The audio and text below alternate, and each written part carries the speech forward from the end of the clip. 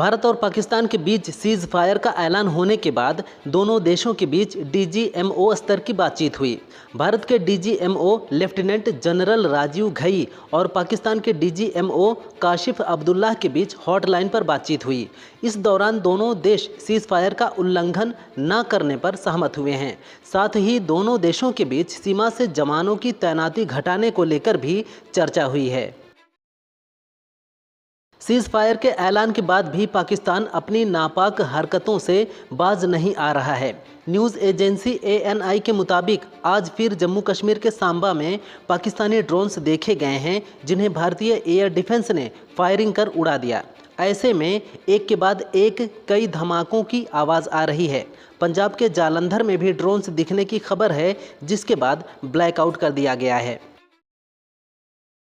Supreme court के भावी CJI BR Gavai ने कहा, रिटायरमेंट के बाद मैं कोई पद नहीं लूँगा। CJI के पद पर रहने के बाद व्यक्ति को कोई जिम्मेदारी नहीं लेनी चाहिए। मेरा राजनीति में जाने का कोई प्लान नहीं है। हालांकि मेरे पिता महाराष्ट्र के एक बड़े नेता थे, लेकिन मुझे राजनीति में नहीं जाना है। उस समय की राजनीति की बात कुछ और थी। सपा अध्यक्ष और पूर्व मुख्यमंत्री अखिलेश यादव ने कहा कि भाजपा सरकार में महिलाएं सबसे ज़्यादा असुरक्षित हैं। महिलाओं के साथ अपराध की घटनाएं थमने का नाम नहीं ले रही हैं। भाजपा सरकार का अपराध को लेकर जीरो टॉलरेंस का दावा जीरो साबित हो चुका है। उन्होंने आगे कहा कि इस सरकार में महिलाओं के अपराध के मामले में उत्तर प्रदेश देश में सबसे टॉप पर है। मेरठ में चलती कार में महिला के साथ गैंगरेप हुआ। पीएम मोदी के राष्ट्र के नाम संबोधन पर रक्षा मंत्री राजनाथ सिंह ने कहा, पीएम मोदी ने आतंकवाद के खिलाफ भारत की नीति को पूरी दुनिया के सामने बड़ी स्पष्टता और दृढ़ता के साथ रखा है। उनका संबोधन न केवल भारत की भावना की अभिव्यक्ति है, बल्कि ये हमारे देश के सैन्य, कूटनीतिक और नैतिक बल की प्रस्तुति भी है। पीएम ने ये साफ कर दिया है कि भविष्य में अगर पाकिस्तान से कभी बात होगी तो केवल आतंकवाद और POK पर ही बात होगी। एक्ट्रेस कंगना रनौत ने पाकिस्तानी गाने पर एक वीडियो बनाया है। इसे लेकर उन्हें काफ़ी ट्रोल किया जा रहा है। दरअसल कंगना ने रील बनाई है, जिसमें वो पाकिस्तानी गाने रांझया पर डांस करते, पेड़ से फल तोड़ते और पोज देते दिखीं। इसके चलते यूज़र्स कंगना पर भड़क गए। एक यूज़र ने लिखा, इसको पाकिस्तान से इतनी नफरत है और अब बैकग्राउंड में पाकिस्तानी गाना बजा रही है। दूसरे ने लिखा, देशद्रोही पाकिस्तानी गाना। चीन ने कहा कि पाकिस्तान को हथियार भेजने वाली बात झूठी है।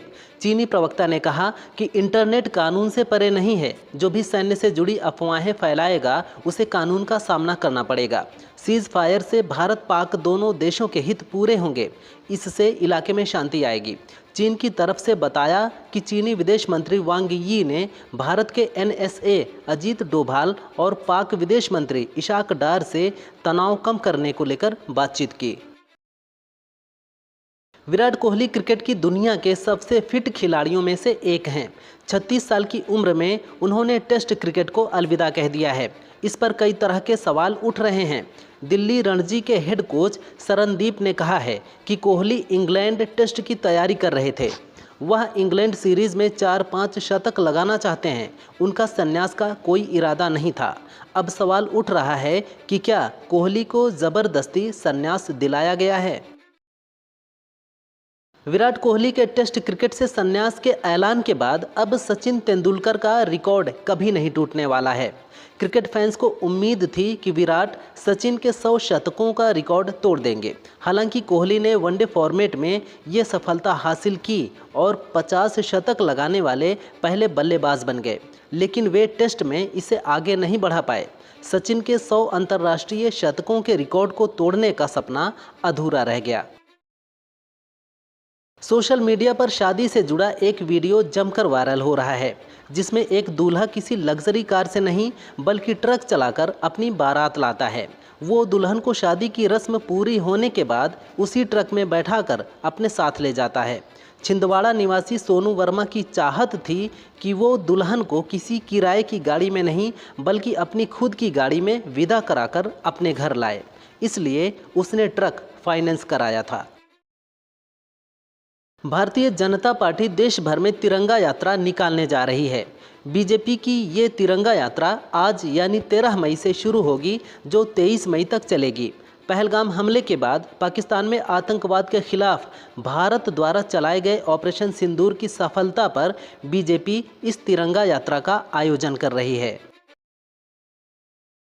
अफगानिस्तान में शतरंज के खेल को प्रतिबंधित कर दिया गया है। इसे खेलना अपराध माना जाएगा। तालिबान सरकार का मानना है कि ये खेल जुए को बढ़ावा दे सकता है और उनके इस्लामी कानून के अनुसार ऐसी चीज़ें हराम हैं।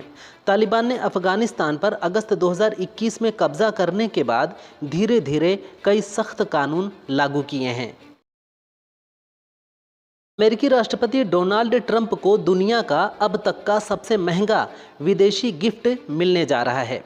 ट्रंप को ये गिफ्ट कतर सरकार देगी, जिसकी कीमत करीब 3,400 करोड़ रुपए है।